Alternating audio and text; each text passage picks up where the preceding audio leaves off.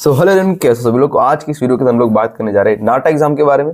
भैया नाटा का information bulletin आ चुका है। 2024 वाले जो एग्जाम देने वाले हैं उनके लिए बहुत बड़ी न्यूज़, आई थिंक सबको न्यूज़ अब तक तो मिल भी गई होगी कि इन्फॉर्मेशन बुलेटिन आ चुका है। और मैंने कम्युनिटी पोस्ट बनाकर आपको डाल भी दिया था कि भैया इन्फॉर्मेशन बुलेटिन तो आ गया है, पर लेकिन इन्फॉर्मेशन बुलेटिन में क्या क्या चीज़ें हैं, क्या क्या नहीं है, सिलेबस क्या है, पैटर्न क्या है, डेट्स क्या है एग्जाम की। और इस बार पता है लगभग मान के चलो नाटा एग्जाम का पूरा पैटर्न वगैरह सिलेबस सब कुछ चेंज कर दिया गया है। इस बार सब कुछ अलग कर दिया गया है, सब कुछ बदल गया है। इस बार कह सकता हूँ कि पूरा जो पासा है वो ऐसा का ऐसा यूं पलट गया है पूरा, राइट। ड्राइंग भी आ गई है, फिजिक्स केमिस्ट्री मैथ्स है या नहीं है, क्या क्या है क्या नहीं है, वो सब अभी अपन बात करने वाले हैं। और एलिजिबिलिटी क्राइटेरिया भी चेंज कर दिया गया है, सब कुछ चेंज हो गया यार। और नाटा एग्जाम भी अब अनलिमिटेड होगा, अनलिमिटेड, जितनी बार भी देना होती है दो, मतलब कि कभी भी दे सकते हो आप। कहने का मतलब ये है देना तो 3 बार ही है, 3 बार का रूल पहले भी था अभी भी है। पर लेकिन खैर बात करते हैं इसमें सब कुछ अपन आपको आगे आगे बस समझ तो चलते हैं, पता चल जाएगा। मैं इन्फॉर्मेशन बुलेटिन आपके सामने खोल रखा है, इसको अपन एक एक करके पढ़ते भी जाते हैं और साथ साथ समझते जाते हैं क्या क्या की पॉइंट्स है, राइट। वैसे मैंने इसको पहले पढ़ लिया है, पर मैं आपको जल्दी जल्दी बताता जाऊंगा क्या क्या इंपॉर्टेंट चीज़ें हैं, राइट। अभी इन्होंने ज़्यादा पूरा हर चीज़ नहीं बताई है, पर लेकिन मेन चीज़ें क्या है इन्होंने बता दी है, ठीक है ना। खैर स्टार्ट करते हैं। सबसे पहले आपके सामने ये फ्रंट पे जो है लिखा हुआ है नाटा 2024 काउंसिल ऑफ आर्किटेक्चर ने जो निकाला है information bulletin, national aptitude test in architecture. इसके हमारे पास जो है फुल फॉर्म रहती है नाटा की, इसको नहीं पता हो तो बता देते हैं। इन्होंने भी वर्जन 1.0 निकाला है, उसके बाद वर्जन 2.0 वगैरह भी आता रहेंगे। यहाँ पर कुछ कंटेंट लिखे, अपन कंटेंट के ऊपर फोकस ना करते हो सीधे बढ़ जाएंगे नीचे हमारे मेन कंटेंट के ऊपर। ये हमारे प्रेसिडेंट जो आर्किटेक्ट अभय पुरोहित सर, उनका कुछ मैसेज वगैरह है जो स्टार्टिंग में उनकी तरफ से बेस्ट विशेष जो आप पढ़ सकते हो। मैं सीधा आगे चलता हूँ। आते हैं नंबर 1 जो इंट्रोडक्शन के ऐसा कुछ खास नहीं है। इंट्रोडक्शन लिखा हुआ है काउंसिल ऑफ आर्किटेक्चर के बारे में। काउंसिल ऑफ आर्किटेक्चर क्या है? काउंसिल ऑफ आर्किटेक्चर एक ऑटोनॉमस स्टैट्यूटरी गवर्नमेंट बॉडी है जो कि आर्किटेक्चर एजुकेशन को रन कर रही है। और यहाँ पर नाटा एग्जाम जो है वो काउंसिल ऑफ आर्किटेक्चर कंडक्ट करवाती है, राइट। और ये एक काउंसिल जहाँ पर आर्किटेक्ट एक्ट था 1972, 1 सितंबर 1972 के अंदर इसका गठन किया गया था, मतलब इस कमेटी को बनाया गया था गवर्नमेंट द्वारा। खैर इससे बहुत सारी चीज़ें आप इसको पढ़ सकते हो, पूरा यहाँ पर थोड़ा सा लिखा हुआ है। प्रोफेशनल प्रैक्टिस की कैटेगरी में आ जाता है ये। आगे चलते हैं नेक्स्ट 2 जो कि अबाउट नाटा एग्जाम क्या है ये भी खैर आपको पता ही है।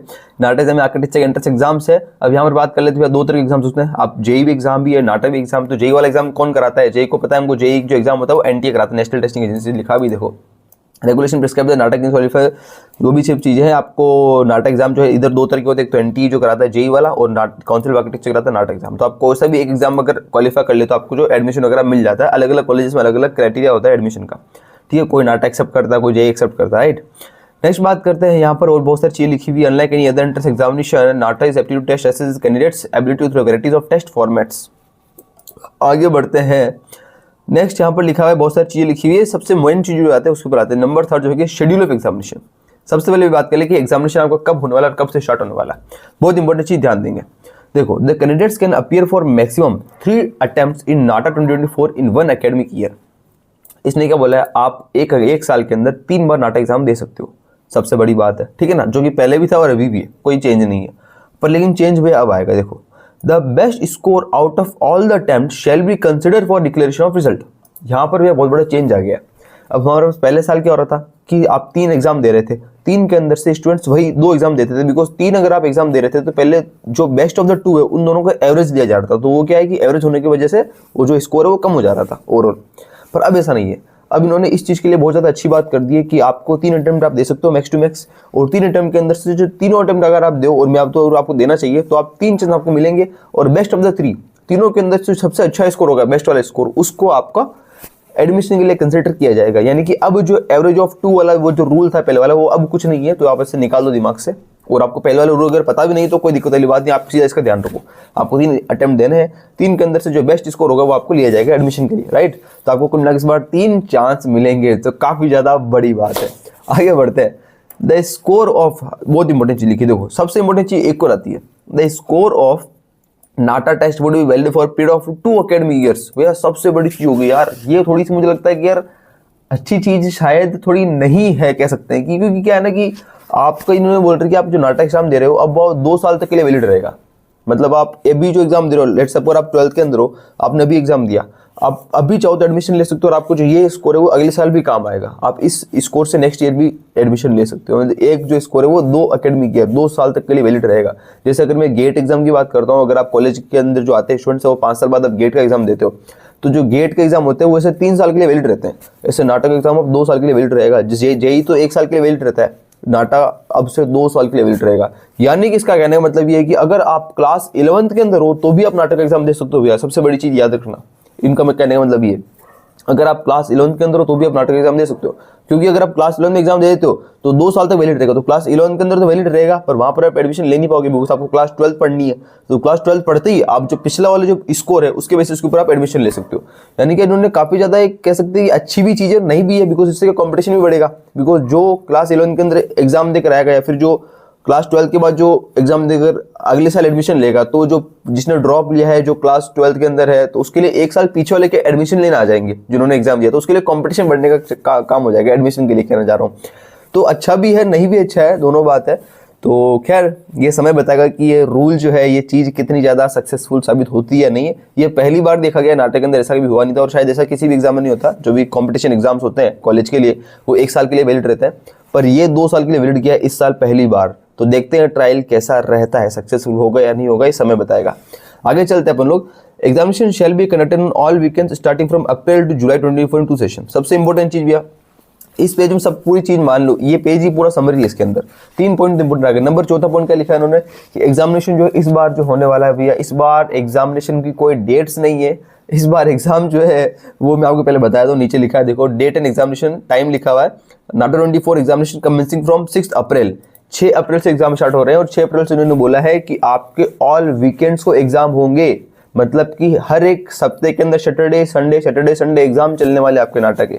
मतलब कहते हैं ना कि यार वो बोर्ड एग्जाम होते हैं वैसे कि 5-5 6-6 दिन के गैप के अंदर एक एग्जाम आ गया, फिर फिजिक्स का आ गया, फिर केमिस्ट्री का आ गया, ऐसे करके नाटक एग्जाम जो है ना हर एक हफ्ते में नाटक एग्जाम होंगे। तो मतलब कि अप्रैल से लेकर जुलाई तक, ठेठ तक चलेगा ये, अप्रैल से जुलाई, 6 अप्रैल से लेकर जुलाई तक। जुलाई तो पता नहीं, लास्ट इन्होंने बताया नहीं कब तक चलेगा, अप्रैल से जुलाई। तो मतलब 3 महीने तक आपके जो एग्जाम कंटिन्यूअसली हर वीकेंड को होने वाले हैं। अगर मैं एक वीकेंड की अगर बात करूं तो कुल मिला के एक वीकेंड में 2 यहाँ पर एग्जाम हो जाएंगे। कुल मिला के महीने के अगर 4 वीकेंड भी आ रहे हैं तो कितने उम्र से हो गए, 8 एग्जाम हो गए महीने के। और मैं अगर 3 महीने की बात कर रहा हूँ, अप्रैल जून और जुलाई, अप्रैल मई जून जुलाई, सॉरी 4 महीने हो गए यार। तो आपकी जो है वो कितने सारे एग्जाम हो गए यार, लगभग सब 30 के आसपास, 30-32 एग्जाम पहुंच जाएंगे। अगर एक महीने के 8 ही मानते तो 8 4 32, मतलब 32 एग्जाम पहुंच जाएंगे। तो मतलब काफी सारे जो चांसेस है, पर लेकिन एक स्टूडेंट तो 3 अटेम्प्ट दे सकता है, ये चीज याद रखना। एक को है 3 अटेम्प्ट ही मिलेंगे, 3 चांस मिलेंगे एक को। आप मैक्स टू मैक्स 3 एग्जाम दे सकते हो, कोई से भी दो, कोई से भी वीकेंड को दे दो। आपकी इच्छा हो रही है कि मुझे तो इस वाले वीकेंड को नहीं देना है, इस बार मेरी तबीयत थोड़ी खराब है, मैं चाहता हूँ कि मैं अगले वीकेंड को एग्जाम दूंगा, तो आप उस वाले एग्जाम में जाकर बैठ सकते हो। मतलब कि भैया घर की खेती है, कहने का मतलब। अब डेट की चिंता नहीं है कि 22 तारीख को एग्जाम है या 25 को एग्जाम है या 1 को एग्जाम है, कोई डेट्स नहीं है, हर वीकेंड को एग्जाम होगा। कहने का मतलब क्या, घर की खेती है, जब मर्जी हो जाकर एग्जाम में जाकर बैठ जाओ और एग्जाम देकर आ जाना। कहने का मतलब ये है, कोई डेट नहीं है, 6 से स्टार्ट हो रहे हैं, जुलाई तक चलेगा।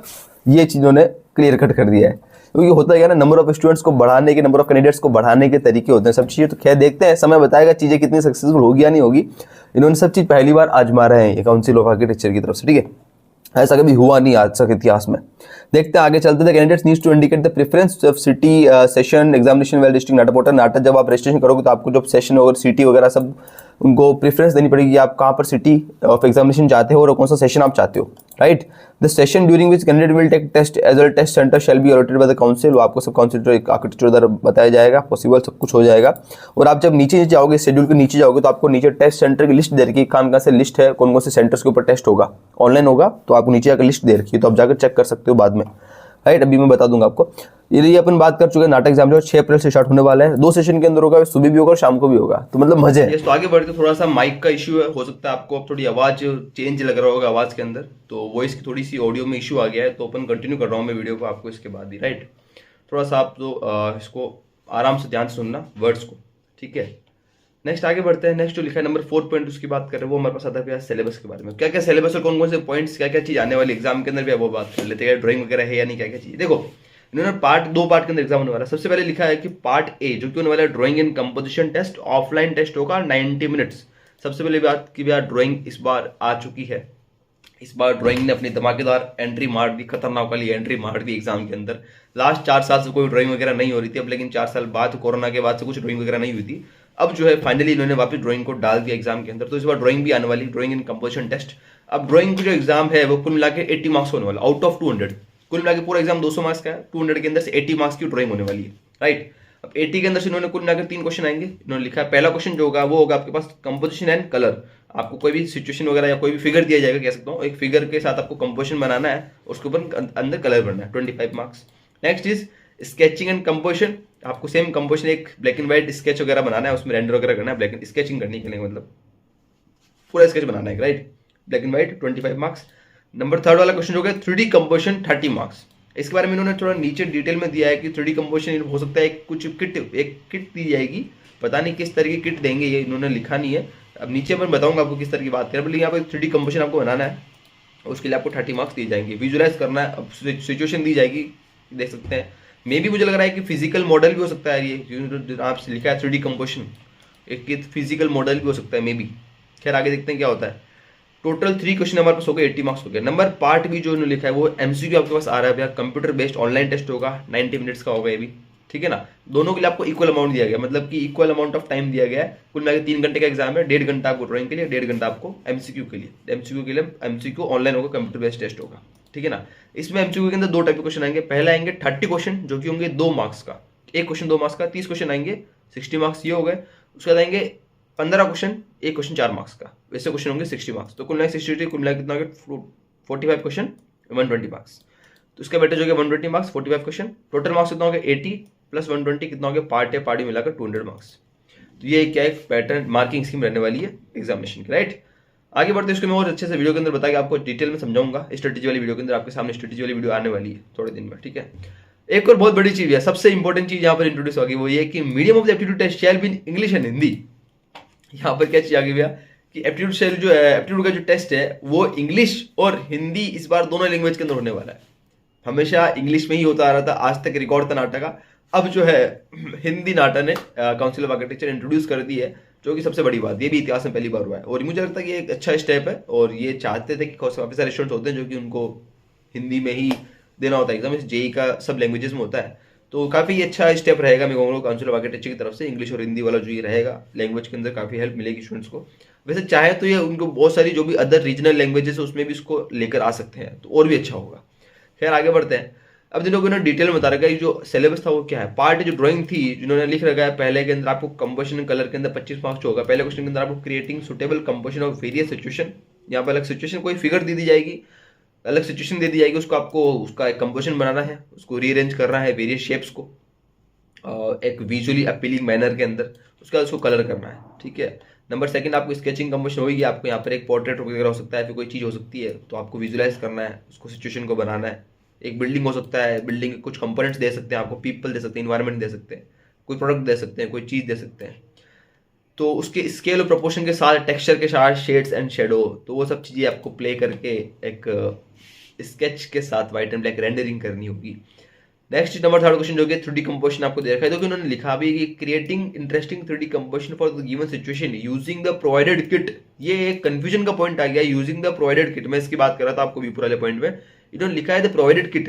अभी किस तरह की किट प्रोवाइड करना चाह रहे हैं, क्या ये कहने का मतलब ऐसा तो नहीं कि फिजिकल मॉडल बनवाना चाह रहे हैं कि मतलब कुछ सामान दे दे आपको वहां पर ऑन द स्पॉट, आप कुछ बनाओ उससे मिलाकर, मे भी ऐसा हो सकता है फिजिकली कुछ बनवा दे, या फिर शीट के ऊपर कुछ बनवाए, तो इन्होंने किट बोला है, नॉट शीट नहीं बोला है। ऊपर वाले 2 क्वेश्चन के लिए आपको शीट मिलेगी, वो जो शीट बनानी है जिसके ऊपर आपको ड्रॉ करना है वो आपको दी जाएगी ऊपर वाले 2 क्वेश्चन के लिए, पर नीचे थर्ड वाला क्वेश्चन बोला है प्रोवाइडेड किट, मतलब किट के अंदर कितने सारे काफी सामान हो सकते हैं, ऐसा नहीं कि बोल रहा हूँ कि किट के अंदर कलर्स भी होंगे, कलर्स तो आपको लेके जाने हैं, नीचे बोला है उन्होंने, अब नीचे हो गया आप पढ़ोगे तो नीचे बोला है उन्होंने कि आप एग्जाम के आते समय आपको अपनी कलर्स वगैरह सब लेके आने, तो इसका मतलब ये किट के अंदर आपको कुछ अलग चीज देने वाले, अभी तो कुछ कह नहीं सकते, उन्होंने कुछ बोला नहीं किट में क्या क्या दिया जाएगा, ठीक है ना। तो मे भी एक फिजिकली मॉडल हो सकता है, कहा नहीं जा सकता कुछ, अब जब पहला अटेम्प्ट का नहीं हो जाता तब तक कुछ कहा नहीं जा सकता, हो सकता उससे पहले कुछ इसके बारे में इन्फॉर्मेशन आ जाए वेबसाइट के ऊपर डिटेल में, तो अच्छा आपको मैं बता दूंगा, ठीक है ना। बाकी अपन बढ़ते हैं आगे पार्ट नंबर बी के अंदर, जो कि हमारे पास है एमसीक्यू होने वाला है 120 मार्क्स का, जिसके अंदर आप क्या क्या आने वाला है वो बताया गया इन लोगों ने। विजुअल रीजनिंग, देखो ये जो पूरा पार्ट है ना बी वाला, ये पूरा जो अब तक का 4 साल का नाटक एग्जाम हो रहा था उसके आप प्रीवियस क्वेश्चन उठा के देखोगे तो वही सेम सिलेबस है।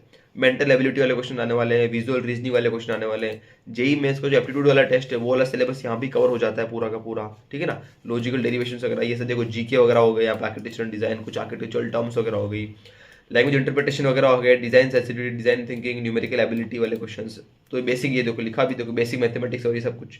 अब यह बात ऐसी है कि यहाँ पर ये तो हो गया सिलेबस के बारे में, तो क्या इसमें फिजिक्स और केमिस्ट्री के बारे में तो कुछ इन्फॉर्मेशन आई नहीं। मैं आपको बता देता हूँ कि फिजिक्स और केमिस्ट्री फिजिक्स यहाँ पर थोड़ी बहुत आ सकती है, क्योंकि ये जो क्वेश्चन है ना सिलेबस, यही सिलेबस लास्ट ईयर भी बिफोर लास्ट ईयर लगातार 4 साल से आ रहा है। ये जो पॉइंट्स लिखे हुए सिलेबस के, इसमें केमिस्ट्री फिजिक्स भी थोड़ी बहुत आती है। तो basic maths and basic physics आती है, क्लास 9-10 लेवल की मैथ्स और फिजिक्स थोड़ी बहुत आती ही आती है, राइट। तो अपन को दोनों पढ़ने ही होंगे, ध्यान देने ही होंगे। बची बात केमिस्ट्री की, तो केमिस्ट्री वगैरह नहीं आती, मैं आपको बताया दूँ केमिस्ट्री नहीं आती और नहीं आने वाली है, राइट। तो केमिस्ट्री वगैरह का यहाँ कोई काम नहीं है। बाकी मैथ्स फिजिक्स के ऊपर आपको ध्यान देना होगा, बेसिक, नॉट 11th-12th की फिजिक्स। मैथ्स के कुछ कुछ कॉन्सेप्ट 11th-12th के 10th के कुछ कुछ मैच हो जाते हैं, तो फिजिक्स के अंदर थोड़ी सी हो जाता है। तो फिजिक्स ऐसा कुछ ज़्यादा हार्ड नहीं आएगी, बेसिक ही आने वाली है, ठीक। आगे बढ़ते हैं, नेक्स्ट नंबर 5 जो कि एलिजिबिलिटी क्राइटेरिया फॉर कैंडिडेट्स। भाई ये एक और इंपॉर्टेंट पॉइंट आ गया, ये लास्ट इंपॉर्टेंट पॉइंट है, इसके बाद कुछ सब जनरल इन्फॉर्मेशन है, बस ये लास्ट इंपॉर्टेंट पॉइंट है। देखो एलिजिबिलिटी क्राइटेरिया बारे में बोला है कि candidates fulfilling the below criteria. अब देखो 3 तरह के एलिजिबिलिटी क्राइटेरिया है, मैंने आपको ऊपर बोला भी था कि उन्होंने जो बोला है कि नाटा एग्जाम जो 2 एकेडमिक ईयर के लिए वैलिड रहेगा। इसका मतलब क्या हो, क्लास 11th के अंदर जो बच्चा है, जो स्टूडेंट क्लास 11th में एग्जाम दे रहा है, वो 11th के अंदर एग्जाम देके अपनी क्लास 12th के बाद एडमिशन लेने के लिए अगले साल के लिए अपनी सीट सिक्योर कर सकता है, बिकॉज उसके लिए जो स्कोर 2 साल के लिए वैलिड रहेगा। तो यहाँ पर इन्होंने लिखा भी, देखो पास और appearing in 10+1 examination with PCM subject. 10+1 मतलब कि क्लास 11th एग्जामिनेशन अगर पीसीएम के अंदर, क्लास 11th के अंदर हो, तो भी आप पास और अपियरिंग, अगर आप क्लास 11th के अंदर अपियर हुए, अभी क्लास 11th में आए हो, तो भी आप एग्जाम दे सकते हो। और क्लास 11th आपने पास कर ली, मतलब क्लास 12th में आ गए हो, तो आज एग्जाम दे ही सकते हो, वो तो हर एग्जाम दे सकता है। तो लिखा भी नीचे देखो, पास और appearing in class 10+2 examination with subject. 10+2 मतलब 12th के अंदर भी पास और अपियरिंग, तो 12th के अंदर आप आ रहे हो तो एग्जाम दे ही सकते हो, डेफिनेटली बात है। 12th पास होने के बाद मतलब ड्रॉपर हो गया, उसको कहते हैं ड्रॉपर, पास्ड वाला, तो ड्रॉपर एग्जाम भी दे सकता है। तो स्पेशल क्या हुआ, क्लास 11th वाला भी एग्जाम दे सकता है, जो क्लास 11th अभी पढ़ रहा है, और अपनी अगले साल के लिए सीट सिक्योर कर सकता है, और आने वाले बच्चों के लिए या फिर 12th और ड्रॉपर वालों के लिए कंपटीशन बढ़ा सकता है। तो अच्छा भी है और बुरा भी है, दोनों सिचुएशन में होगा। फिर देखते हैं, कहूँगा कि ये जो फैसला लिया गया है 2 एकेडमिक ईयर वाला स्कोर वैलिड रहने वाला, ये कहीं ना कि मुझे अंदर थोड़ा सा लग रहा है अटपटा सा। खैर समय बताएगा कितना सक्सेसफुल होगा या नहीं होगा। नेक्स्ट हमारे पास ये नंबर 3 वाला जो है, वो तो रहता ही है कि जो आप 10+3 डिप्लोमा वाले स्टूडेंट्स हैं, जो कि सेम डिप्लोमा के अंदर जो अपियरिंग है या फिर जो पास कर चुके हैं, मैथमेटिक्स कंपलसरी सब्जेक्ट आपके पास होना चाहिए, तो वो आपके पास एलिजिबल हो सकते हैं नाटा एग्जाम के लिए। तो यहाँ पर 3 चीज लिखी, राइट, इन्होंने लिखा भी सब कुछ। अब देखो भैया, इसके अलावा ये तो था एग्जाम में अपीयर होने का, देखा काउंसिलर्स अपीयर फॉर नाटा 24, ये तो एग्जाम में अपीयर होने का एलिजिबिलिटी क्राइटेरिया है। अब आता हूँ भैया एडमिशन लेने का क्राइटेरिया, तो वो इन्होंने देखो ये लिखा भी सब कुछ, ये जो पूरा लिखा हुआ नहीं, पूरी कहानी, इस पूरी कहानी के अंदर जब वो मैं बताया था आपको शॉर्ट के अंदर, ये लास्ट बिफोर लास्ट वगैरह सब कुछ ये रूल्स है जो कि इन्होंने पहले 2020 के अंदर जब कोरोना आया तो कोविड, तो उस समय की बात है, तब ये क्या रूल्स वगैरह बने थे और मिनिमम स्टैंडर्ड प्रिस्क्राइब किए गए थे, तब से वो सब चलता रहा और अकॉर्डिंग टू सिचुएशन इसमें चेंजेस होते रहते हैं। इस बार पूरा चेंज जो इन्होंने किया गया मैं बता देता हूँ, उन्होंने सीधा सीधा सिंपल यहाँ लिखा है, देखो ये लिखा है कि the no candidate shall be admitted to architecture course unless she has pass 10+2 और equivalent examination with physics chemistry mathematics. आपके पास क्लास 10+2 12th के अंदर फिजिक्स केमिस्ट्री मैथमेटिक्स होना जरूरी है, ये उन्होंने ऊपर बोला भी था, as compulsory subject with at least 50% marks in aggregate. अब यहाँ पर ध्यान देने वाली बात यह है कि भाई पीसीएम की एग्रीगेट की बात कर रहा है, क्लास 12 के एग्रीगेट की बात कर रहा है, इसने इसे लिखा नहीं है स्पेशली बात कर रहा है, इसने लिखा है कि विद एटलीस्ट 50% मार्क्स एग्रीगेट। अब ये पीसीएम के एग्रीगेट की बात कर रहा है, क्लास 12 के एग्रीगेट की बात कर रहा है, पर लेकिन इसको क्लियर करने के लिए मैं थोड़ा सा आगे बढ़ता हूँ, और pass 10+3 diploma examination with mathematics as compulsory subject with at least 50% marks aggregate. इसका मतलब तो ये है कि भैया 10+3 डिप्लोमा वाले जो स्टूडेंट्स है, जिसके मैथमेटिक्स आपके कंपल्सरी सब्जेक्ट होना चाहिए और आपको पूरा एग्रीगेट मिलाकर 50% चाहिए होगा, इसका मतलब तो ये है।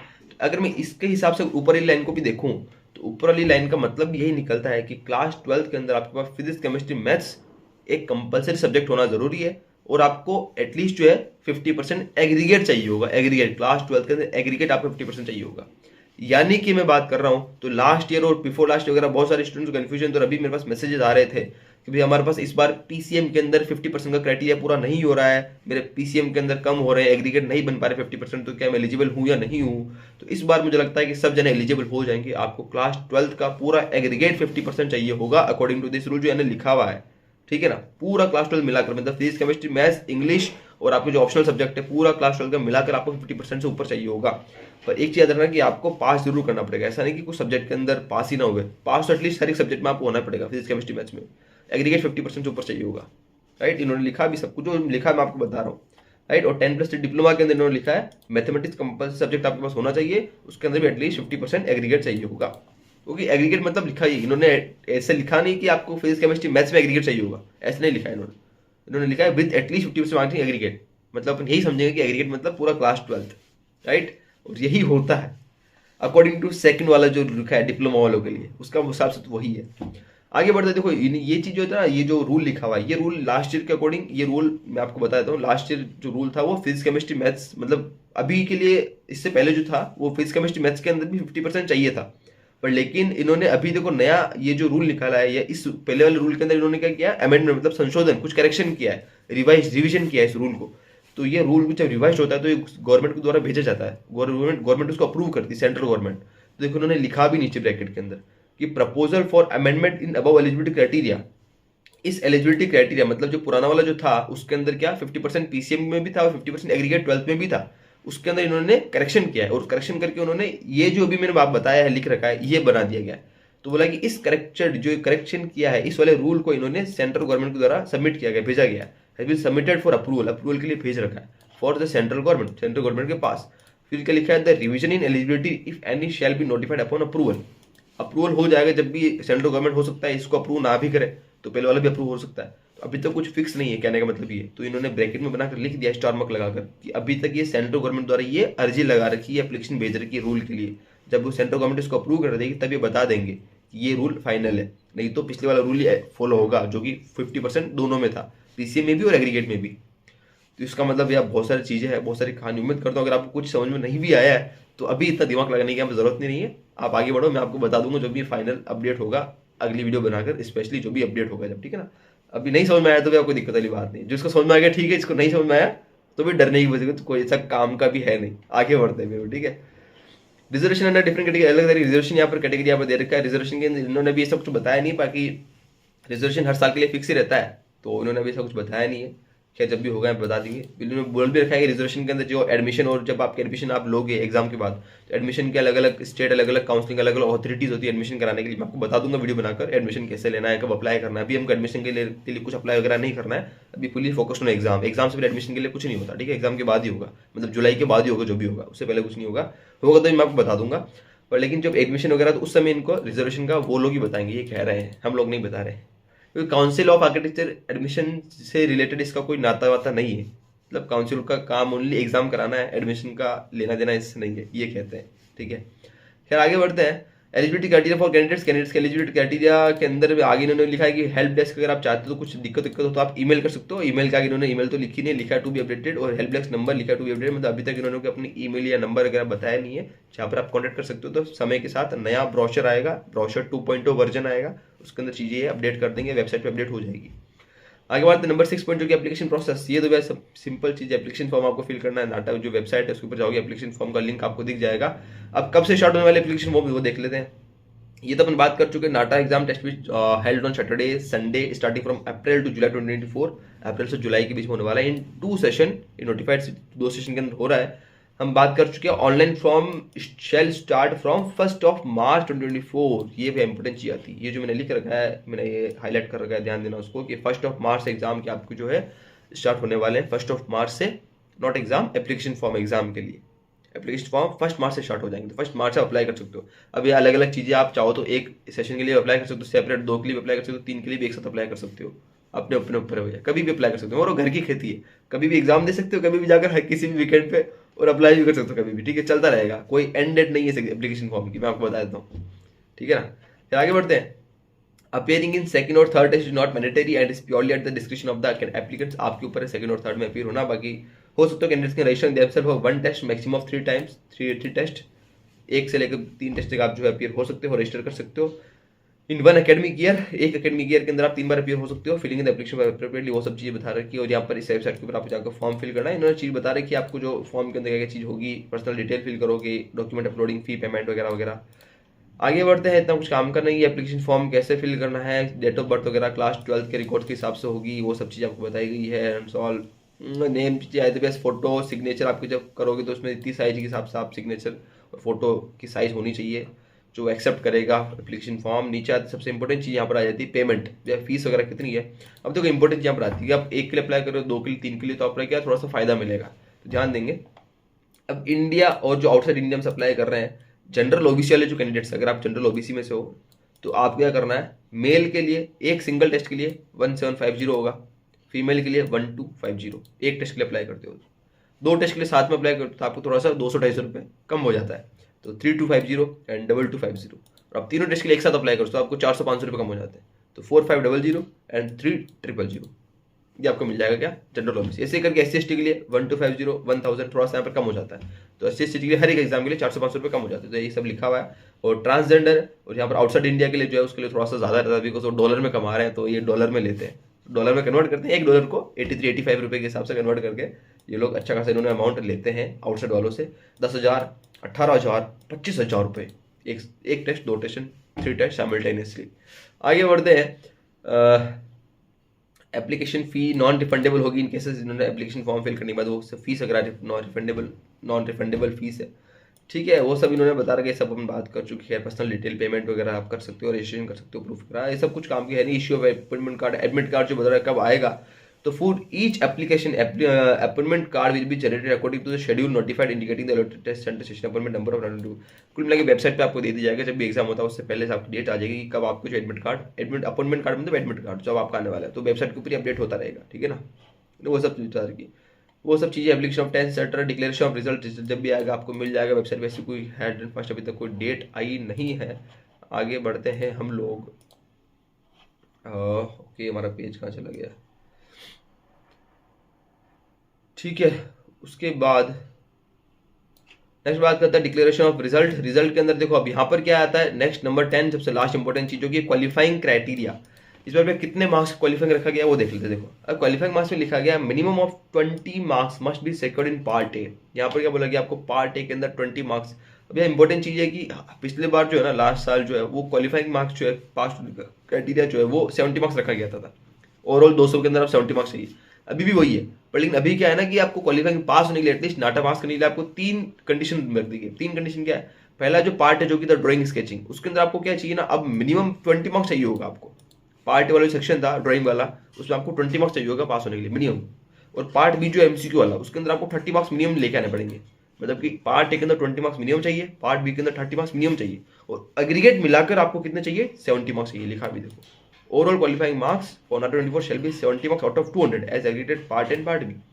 यानी कि वह बात ऐसी है कि अगर आप 200 के अंदर से 70 मार्क्स तो लेकर आ गए, पर लेकिन 70 के अंदर आपके पार्ट ए के अंदर तो 60 मार्क्स है और पार्ट बी के अंदर आपका 10 मार्क्स ही है, ओवरऑल तो 70 हो गया, तो आपने 200 के अंदर से 70 वाला क्राइटेरिया तो पूरा कर लिया, पर लेकिन पार्ट बी का जो 30 वाला था वो पूरा नहीं हुआ, तो आप ओवरऑल एलिजिबल नहीं हो पाओगे। तो कहने का मतलब है कि नाटा में से ओवरऑल एलिजिबल होने के लिए आपको 3 कंडीशन पूरी करनी है। पार्ट ए के अंदर 20 मार्क्स मिनिमम, पार्ट बी के अंदर 30 मार्क्स मिनिमम, और एग्रीगेट मिलाकर 70 मार्क्स चाहिए होंगे 200 के अंदर से। खैर ये तो भैया मिनिमम है, इससे कॉलेज नहीं मिलने वाला है आपको, कॉलेज के लिए थोड़ी सी ज़्यादा एफर्ट मारने पड़ेंगे, और 70 की जस्ट डबल 140-150 पर जाना पड़ेगा, तब जाकर हमको अच्छा कॉलेज मिलेगा, ठीक है ना। फिर अपन बात करेंगे क्लासेज और स्ट्रेटेजी वाली वीडियोस के अंदर कैसे यहाँ पर स्कोर को अचीव करना है। Candidate will not be qualify unless under 3 वो सब चीज़ें हम बात कर चुके हैं, ठीक है। वैलिडिटी लिखा भी दो, नाटक का भी इसको वैलिड होगा, shall valid for 2 academic years, मैंने बात कर चुका था 2 साल के लिए वैलिड होगा। फिर इतना सारा पूरी ऊपर इसके ऊपर कहानी पढ़ ली है। फ्रॉम इट इज अपीयर, जब भी अपीयर हुए हो उससे 2 साल के लिए वैलिड रहेगा ये, जब जिस साल अपीयर हुए हो और उसके अगले साल के लिए, ठीक है ना।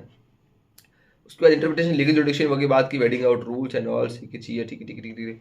ये सब चीज़ें यहाँ पर बताएगी। बाकी सब चीज़ें एग्जाम में जाने से पहले आपको क्या करना है क्या नहीं करना है, पर एग्जाम का टाइम बात कर लेंगे, अभी इसको काम की चीज़ नहीं है। वीडियो बहुत ज़्यादा लंबी हो जाएगी, वीडियो ऑलरेडी लंबी हो गई होगी वीडियो, आई थिंक। चलो आगे बढ़ते हैं। डूज एंड डोंट्स वगैरह है। देखो ये एप्लीकेशन फॉर्म कैसे फिल करना है, स्टेप बता रहे कि कैंडिडेट फुल नेम कैसे भरना है, father name, mother name, date of birth वगैरह की। देखो कोई भी चीज़ हम कोई बहुत सारे गलती करते थे कास्ट वगैरह के अंदर, तो ये सब चीज़ें ध्यान से भरना है। करेक्शन विंडो खुले नहीं खुले कोई भरोसा नहीं है, क्योंकि एग्जाम भी इतने सारे हैं तो पता नहीं करेक्शन विंडो कब खोले नहीं खोले लोग, तो ध्यान से पढ़ना है। पीछे बहुत सारी चीज़ लिखी हुई, देखो अपेंडिक्स नाम से लिखा हुआ है, देखो अपेंडिक्स नंबर 3, इसमें आप रूल्स लिखे हुए हैं कैसे आपका एप्लीकेशन फॉर्म फिल करना है। एप्लीकेशन फॉर्म फिल करते समय इन चीज़ों को पढ़ते रहना। आप वीडियो कभी भी देख रहे हो, मैं भी दिसंबर में वीडियो बना रहा हूँ, इस बार बहुत जल्दी आ गया है इन्फॉर्मेशन बुलेटिन नाटक का, तो आप मार्च में स्टार्ट होंगे, रजिस्ट्रेशन 2 महीने पड़े हैं, तो 2 महीने बाद जब भी आप वीडियो को देख रहे हो या कभी वीडियो देख रहे हो, ध्यान से इस अपेंडिक्स को जाकर पढ़ लेना अभी इस ध्यान में, ठीक है ना, जो भी लिखे हुए इसमें, ठीक है। अपेंडिक्स जो रूल्स जो भी लिखे हुए जाकर पढ़ लेना, डिटेल्स वगैरह लिखे जाकर पढ़ लेना आराम से अच्छे से, ये सब चीज़ आपको पढ़ लेना। देखो लिखा भी देखो, ये एप्लीकेशन सिटीज़ एग्जाम सेंटर आ गया,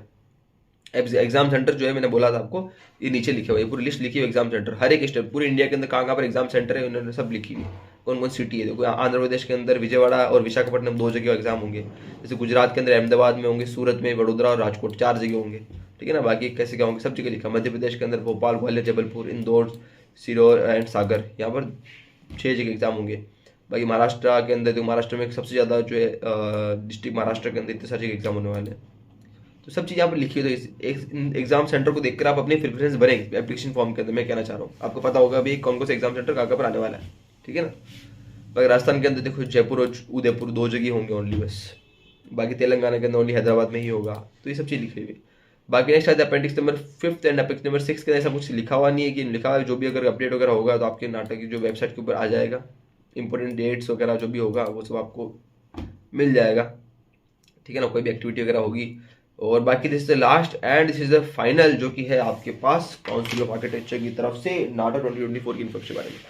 सो उम्मीद करता हूँ यार आपके सामने पूरी जो है कहानी क्लियर है। तो यार देखो एक चीज़ कहना चाहता हूँ मैं, आपके पास अभी अच्छा खासा टाइम है, 6 अप्रैल से एग्जाम स्टार्ट होने वाले। इस बार घर की खेती है, एग्जाम धूम धड़ाके से होंगे। जैसे पूरा होता है त्यौहार होता है ना, फेस्टिवल आता है, दिवाली का फेस्टिवल आता है, तो पूरा हफ्ते तक हम कैसे एंजॉय करते हैं पूरा हफ्ता, वैसे यहाँ पर आप 4 महीने तक एंजॉय करना है। 4 महीने तक नाटक का एक तो उसका नाटा फेस्टिवल है, कहने का मतलब क्या, नाटा फेस्टिवल।